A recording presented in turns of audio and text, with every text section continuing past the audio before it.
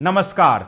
क्या दुनिया की सबसे तेजी से बढ़ती भारतीय अर्थव्यवस्था की रफ्तार पर अब एक बहुत बड़ा और खौफनाक ब्रेक लगने वाला है?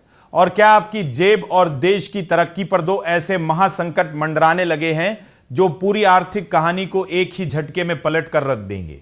सावधान हो जाइए, क्योंकि आईएमएफ यानी अंतर्राष्ट्रीय मुद्रा कोष की तरफ से इस वक्त की जो सबसे सनसनीखेज, हिला देने वाली और रोंगटे खड़े कर देने वाली महा ब्रेकिंग खबर आ रही है। उसने नीति निर्माताओं से लेकर पूरे देश के नीति विशेषज्ञों के होश पूरी तरह उड़ा दिए हैं। क्या आप सोच भी सकते हैं कि आईएमएफ ने भारत की विकास दर को लेकर एक ऐसी चेतावनी जारी कर दी है जो आने वाले महीनों में महंगाई और जीडीपी दोनों ही मोर्चों पर करारा झटका देने के लिए तैयार है। आज के इस विशेष बुलेटिन में हम आईएमएफ की उस गुप्त रिपोर्ट और भारत पर मंडराते दो बड़े खतरों का ऐसा लाइव पर्दाफाश करेंगे जो आपकी आंखें पूरी तरह खोल देगा। इस वक्त की सबसे बड़ी और शॉकिंग अपडेट सीधे आईएमएफ के मुख्यालय से लाइव आ रही है, जहां वित्त वर्ष 2026-27 के लिए भारत की जीडीपी ग्रोथ का अनुमान घटाकर 6.4% कर दिया गया है। हालांकि आईएमएफ ने वित्त वर्ष 2028 के लिए ग्रोथ का अनुमान बढ़ाकर 6.7% किया है, लेकिन आने वाले कुछ महीने हमारे लिए किसी भयंकर अग्नि परीक्षा से कम नहीं होने वाले हैं।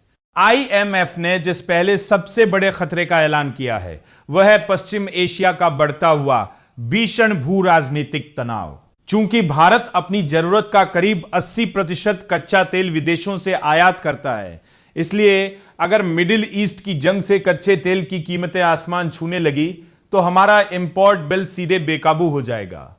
पेट्रोल और डीजल महंगे होते ही माल ढुलाई बढ़ेगी और खाने पीने की चीजों से लेकर हर जरूरी सामान की कीमतें सातवें आसमान पर पहुंचकर आपकी और हमारी पूरी बजट व्यवस्था को मटियामेट कर देंगी। इसके साथ ही आईएमएफ ने जिस दूसरे बड़े काल की चेतावनी दी है वह है मानसून पर अल नीनो का मंडराता साया।